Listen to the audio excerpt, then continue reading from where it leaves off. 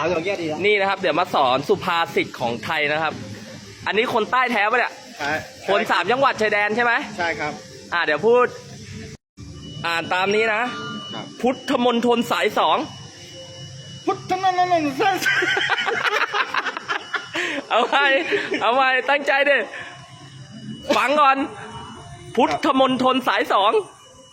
พุทธนนท์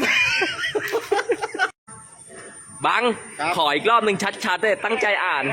เนี่ย ตามเนี้ย ครับผม พุทธมณฑลสายสอง พุทธนนท์ เอาไหม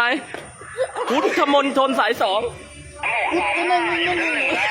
บางนี่เปลี่ยนสุภาษิตตามนี้ ไก่เห็นตีนงูงูเห็นตีนไก่ พูด กายตินนู ตั้งใจดิ กายตินนู